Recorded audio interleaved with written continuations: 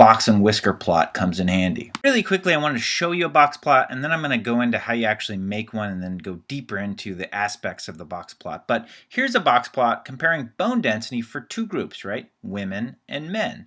So we want to use these two models, or this model of the data, I should say, to compare these two groups. That's the point of using a box plot here. And really quickly, I'll go into more detail, but this is the maximum value for men and this is the minimum value. So between these 2 points are all the values you got on bone density for men. And here we have all the values for women. So we start to get a sense how much overlap, right? If these looked identical, you would say, okay, there's no difference between men and women. But just because there is some difference in how these looks, we want to analyze how much difference so we can actually say, okay, these two groups are actually different. It isn't just that we didn't sample enough. So let me get into that in a little more detail. So here's actually a horizontal box plot with two different data sets plotted, but let's talk about how they actually work. So here's an example. Times it takes for students to walk from the dorm Cookhouse West to Senior Lawn. Let's say I set up shop and counted, and these are various students and times it took them to walk because they didn't catch the shuttle to chew. So I want to know the range or spread, right, the scatter of that walking time. So I also want to have a sense of the median walking time. So the first thing I'm going to do is reorder that data. Okay, so here's how we're going to reorder the data. We're going to take these numbers here, our original set, and we're going to put them in numeric order. Pretty simple. So this 4 here I can cross out because I've moved it here. This 6 I've moved here and crossed that out. This 6 I got from here and crossed that out. And all the way down the line. So all of those I moved here. And if we count them, I have 1, 2, 3, 4, 5, 6, 7, 8, 9, 10, 11, 12, 13, 14 numbers. If I had an odd number, and I wanted to find the median, I could just find the center number, and then I'd have, so if I had 15 for instance, I'd have the center number with 7 above and 7 below. That'd be really easy. But since I have an even number, there's no number right in the middle. In fact, it's 9 and 10 are the two middle numbers, right?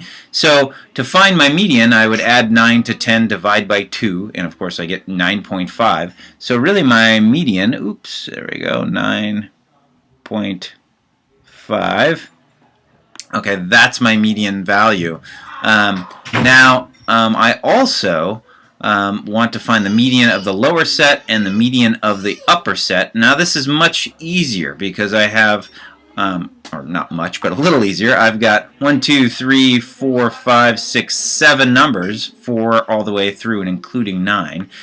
So it's an odd number, so I can have 3 above and 3 below my median for this set, which is 7.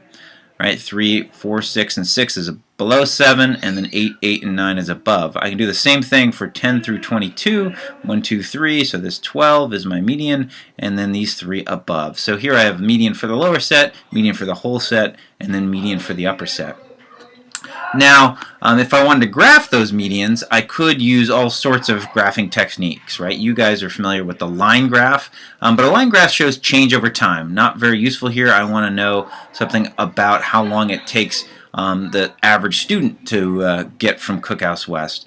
Bar graphs show categories, right? But I'm not looking at, seniors versus juniors or something like that. Pie chart would be how parts relate to the whole. That doesn't really make sense here. Stem and leaf would be useful, but it doesn't really deal with spreads and medians as well as the box and whisker. The box and whisker is the perfect graph for this. It's what most scientists would use these days for this sort of data.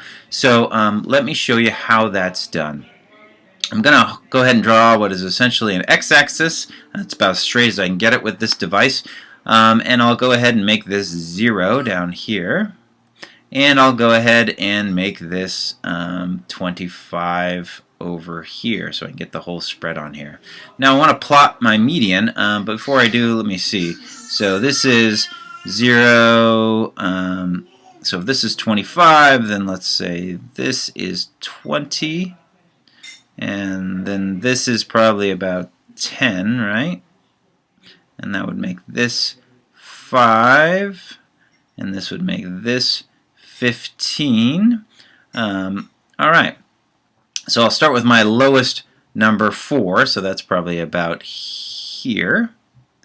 And then I'll go ahead and plot my median for the lower half, which is 7. So this is 6, 7, probably here.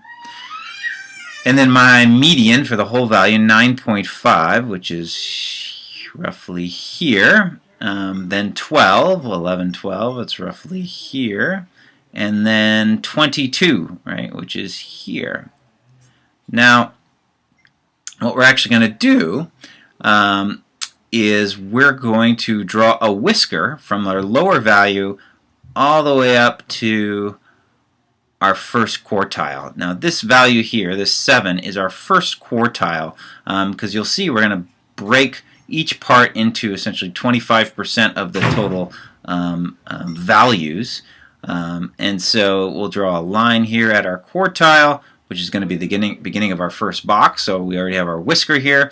And we'll go ahead and draw a box all the way over to our median, right, 9.5. There's our first box, and we'll draw our second box all the way up to our next point, right, which was 12, which is our third quartile. First quartile, second quartile, third quartile, and then we'll draw our final whisker. Okay, so now we have from this point to this point represents these numbers. This box represents from here to here, the 9.5, right? This box represents from 9.5 to 12, and then this long whisker represents from 12 to 22, which makes sense because of the spread between 12 and 22. Here's a diagram of a box and whisker graph. So just to show you in a different way, the least value, the lower quartile, the median, the upper quartile, and the greatest value. Okay, but let's get into a little more detail. So let's talk about the interquartile range. The interquartile range is the difference between Q3 and Q1, so the upper quartile and the lower quartile. Let me just show you another image. So this is that interquartile range from here to here. That's what I'm talking about. All right, I want to give you some quick and dirty tips on how to use box plotting to compare two groups. Now, there are various ways of doing this. There's ways of using box plot and mathematically producing a spread. It's called visible spread. But I'm going to have you just use a simplified method for at least our first trimester. So let's take these 3 models of data, so 3 different data sets, obviously, and let's just assume B is our gray thermometers from the beginning of class, or I'm sorry, this lesson, and A is the white thermometers from the beginning of the lesson. So this first box plot, we can see just by looking at the interquartile range. Again, I want you to focus in on the interquartile range. So if you haven't written down what interquartile range is, you better do that right now. Here we can see that this interquartile range of B, our gray thermometers, is entirely above the interquartile range of A. So what does that mean? If we think about what these boxes are telling us, this is our lower quartile right here of B, right? So above it is 75% of the data. That means 75% of those gray thermometers were actually warmer than 75% of the A thermometers, right? Because this is the top quartile. That means everything below it is 75% of A's data. So yes, we have some overlap, but that 75% above 75% gives us great certainty. So I would be comfortable with this data set writing down in my report that B is actually greater than A based on this data. And in my discussion, I would note that there is overlap, but statistically speaking, using our box plot as our mode of understanding this data, B is greater than A. Now let's look at these examples. You can see these 2 examples are a little different. Let's take it piece by piece. Here we have 75% of B's data is not greater than 75% of A. It's greater than 50% of A. So still gives us some certainty that B is greater than A, that gray thermometers warm up more than white thermometers, let's say. So when I write about this in my report, if I were you writing about it, I would write, it is likely that B is greater than A, right? Based on this data, and you'd go into that analysis of the interquartile range and the percent of data above and below to evaluate how likely it is that B is greater than A. Now, let's just compare to this one. Again, we have 75% of B above 50% of A, but you'll notice A has a larger spread, and you might note that, right? Here, A is more tightly clustered, right? This interquartile range is smaller. That means this A group is more consistent for some reason. But still, in comparing B and A,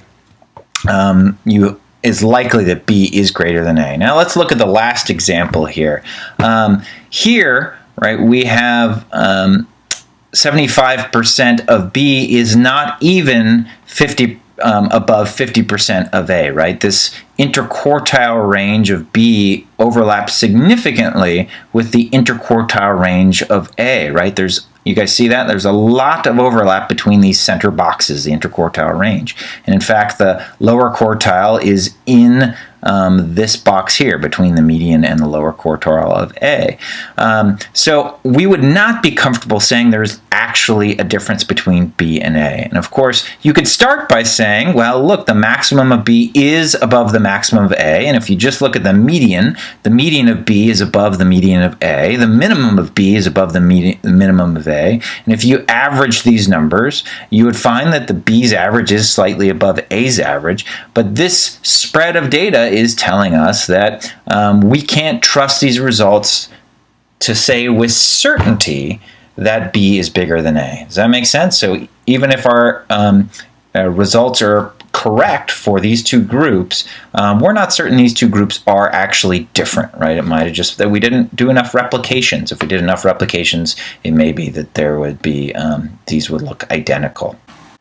Now, another note on outliers. You still want to show outliers or try to identify outliers in this graphing method. You'll represent them as an asterisk or a circle.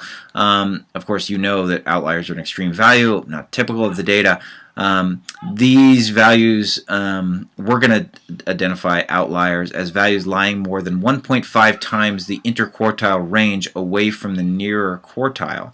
Right, so if it's more than 1.5 times the interquartile range from the nearest quartile, like so Q3 or Q1 here, then you're going to call it an outlier. You still want to represent those so that your reader can understand those data points, but that'll help you manage your data. Here's another depiction of that with a vertical box and whisker graph. Here's some outliers and then all the terms that we've been working with so far. This one has a nice one because it talks about 25% of the data greater than this value, right? So this is 25%, this is 25%, this is 25%, and this is 25%, if I didn't make that clear already. Now, a note of caution. Sometimes you'll see with some whiskers being much shorter than the other whisker, or one side of the box in this case being shorter than the other. That does not mean that fewer values are represented. Remember, it's always 25% of the number of values. But what it means is that those values are grouped more closely together, so they have a smaller spread. And so let's take a look at a couple examples, or an example here. Here you can see the same number of values are between Q3 here and the maximum value as between Q1 and the lowest value. Exact. So if this is 5 values, then this is 5 values. It's just that maybe these have a difference of an absolute value of 1, and the range here is an absolute value of 10, right? So you have a much larger spread. So I hope that makes sense. Now I'm going to put this up, and you can pause it here and take a look at these. These are 1 through 6 steps on how to draft your box and whisker graphs. I put in some good information here that I may not have made clear in my oral description. So take a look at this and make sure you understand it, improve your notes, and you're going to be doing this for your labs.